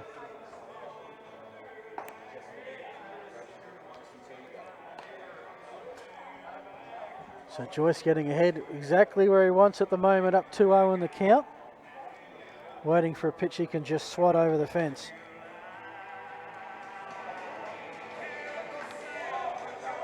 Couldn't quite get fully onto that one, fouled away, 2-1. And Swede tag just a little bit late. Up the body is the lower half of his body. His legs are in under the tag. It is 12-10 now. Joyce drives that one to left field. Spratt's going to take a step back. He's going to run in hard, put that one away. That one was hit a mile up, but didn't quite have the distance on that one. And the first out of the inning for the Dunmark Crushers. Well, based on what we've seen, a 2-run lead is about even money. 1 run not enough, 3 runs probably okay. So the Crushers can't just say we're 2 in front, let's just take it out. They've got to score a couple more.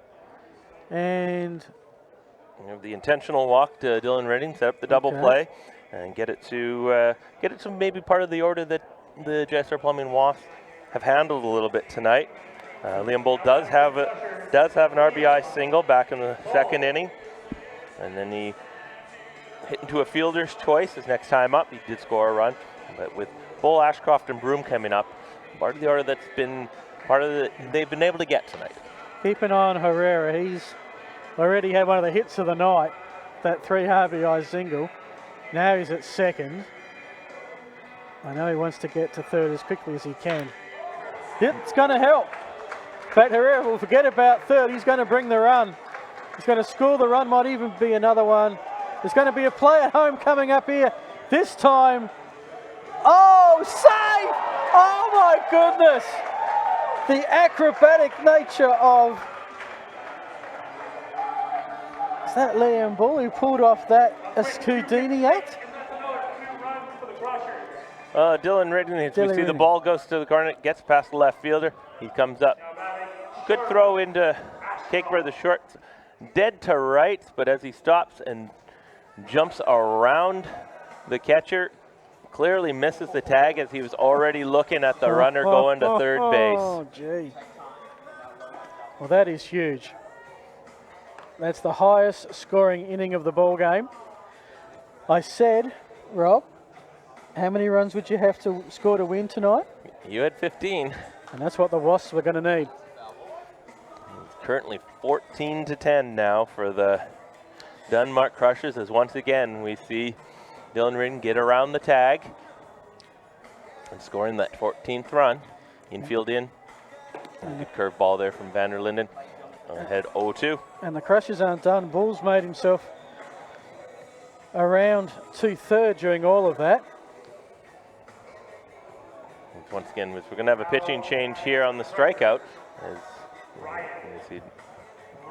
As we see the catcher's head there, he's already turned looking to third base to throw at Liam Bull.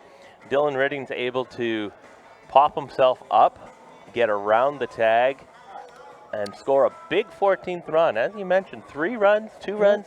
Those have we've seen tonight multiple times, those 3-run innings.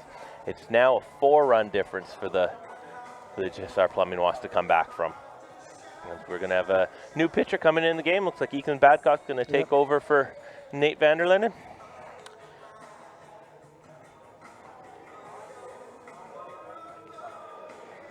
So the Crushers showing their poise late. I should add, we have just ticked over 100 minutes. Given the Wasps still have to bat, this will be the last time up for the Crushers. What kind of lead can they set? I reckon they're in front of it at the moment. Certainly want to keep tacking on as many as they can. They know that the Wasps can score in bunches and quickly on them. And tonight they've scored every inning. Both teams have scored every inning. But having that last bats, not being able to rebuke it, you got to score as many as you can. And that run at third base to get it to 5 is huge. Well, Josh Tyndall is somewhere in the 20s with his pitch count, which means the Crushers have got to find a closer. You see Anthony, as you say that, Anthony Herrera is down in the bullpen. He's getting ready. He'll be the man they turn to probably to start the inning. They won't even let Josh Tyndall start the inning. They're going to go straight to Herrera and try to get this thing closed. But they still got some work to do here. He's your big moment player. And if he's available to pitch, I'd have him out there. Ryan Broom coming in. He flew out to right his first time up. Got called looking in his second at bat. He'll be up here for the 3rd time. Looking to drive in that run at third base. His team does have a 4-run lead and 2 outs. And Badcock's first pitch. Good block there from Deuce. It'll be 1-0.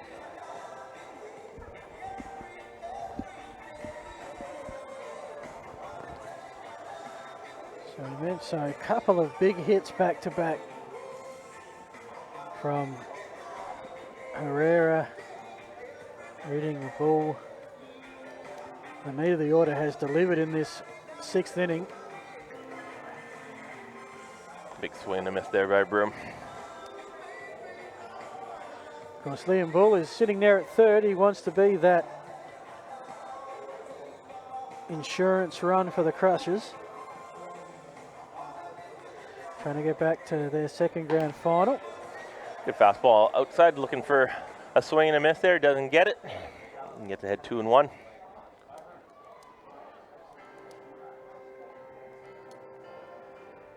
So another standard Super League game. 20+ runs scored. Both teams with double figures. Right down the middle there. So all the 2s, 2 out, 2-2 count. Badcock a strike away from sending us to the bottom of the 6th that will decide it all. 2-2 pitch from Badcock. Misses low and away. And we have another 3-2 count. We've seen many more of those tonight than we have in past weeks. As we're into playoff baseball, pitchers have gotten a little, started to nibble a little more tonight. 3-2 pitch, 2 out. Swing and a miss by Broom. Strikes out to end the inning, but the Denmark Crushers score 5 big runs, get themselves a 14-10 lead. We had to bottom of the 6th. It's going to be pretty much the bottom of the 9th as the JSR Plumbing Wasps are going to have their last life, stay alive, and get themselves a berth in the grand final, but they need to put up some runs.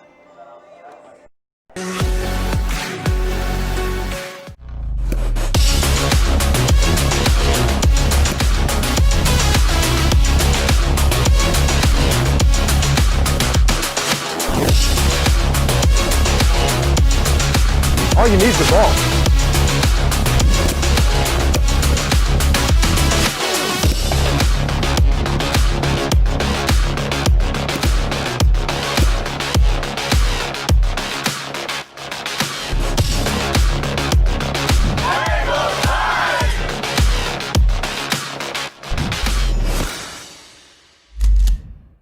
She got 2 little horns and they give me a little bit.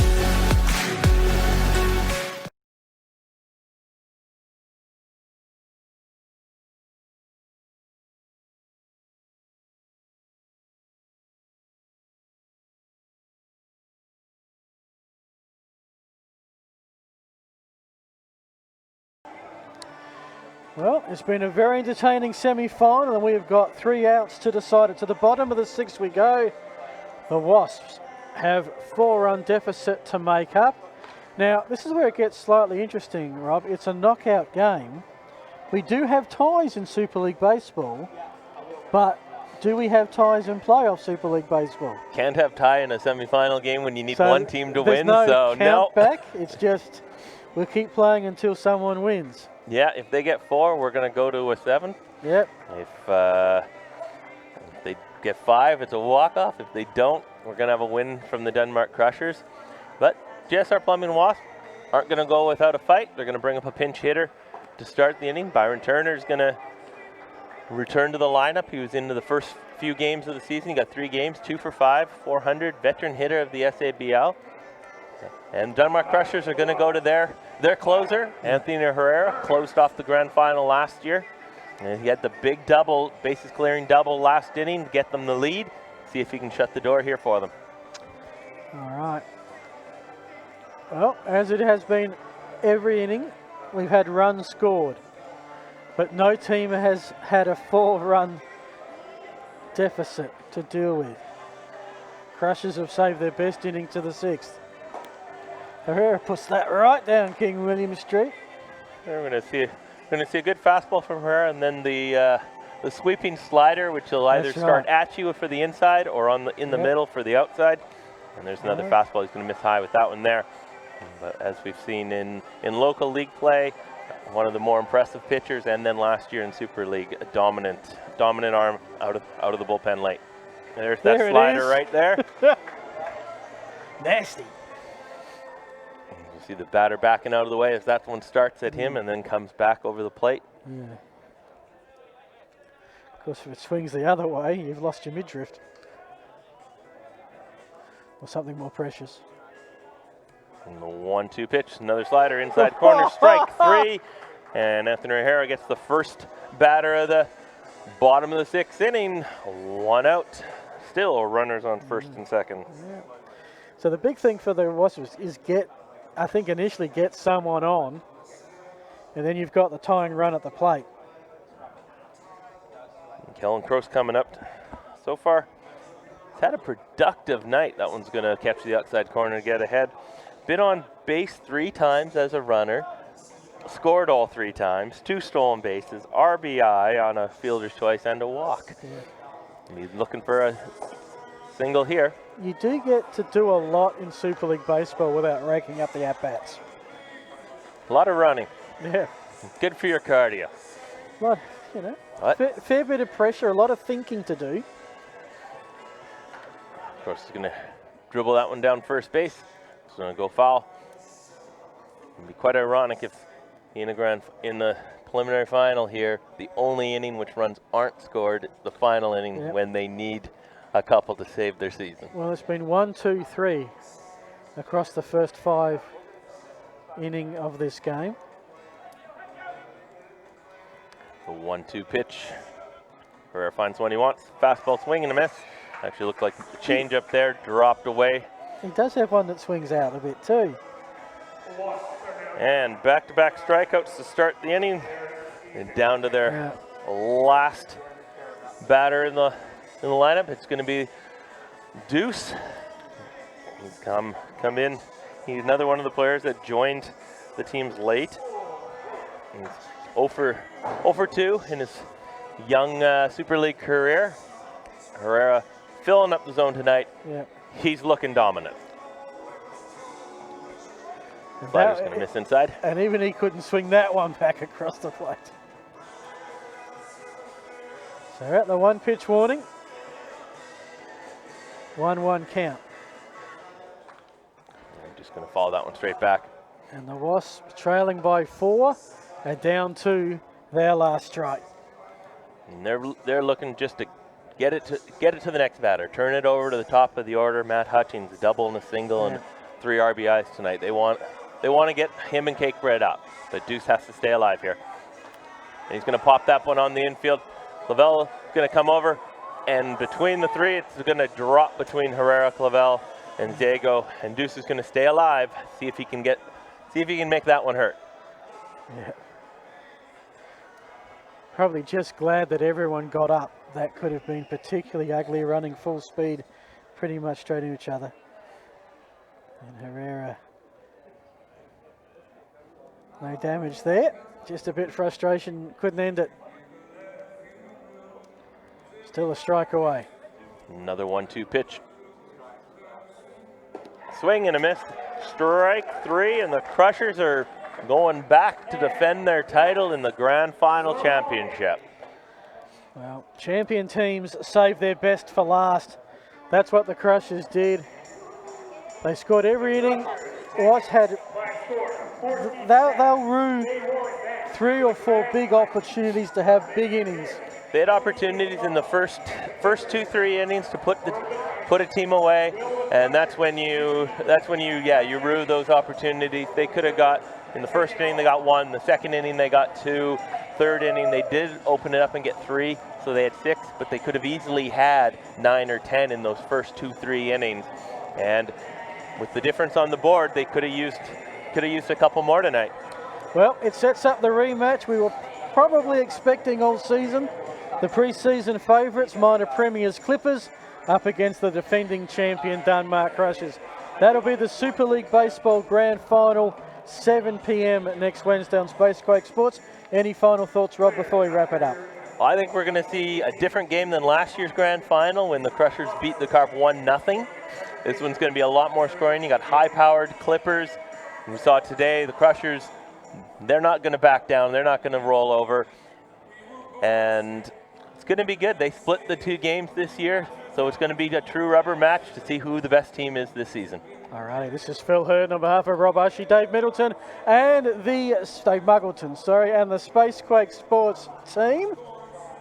Good night from Bennett Field.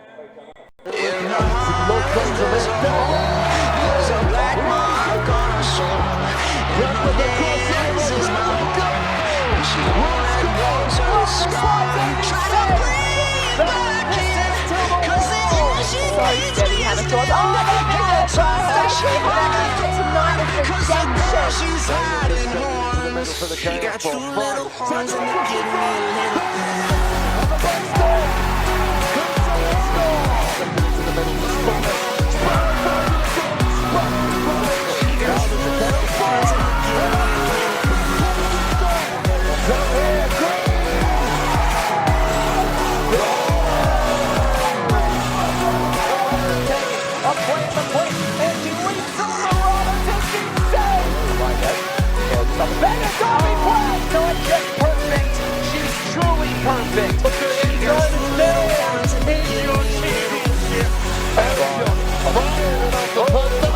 Look at it, See that one out there? Oh, that was a hard hit right down the eye.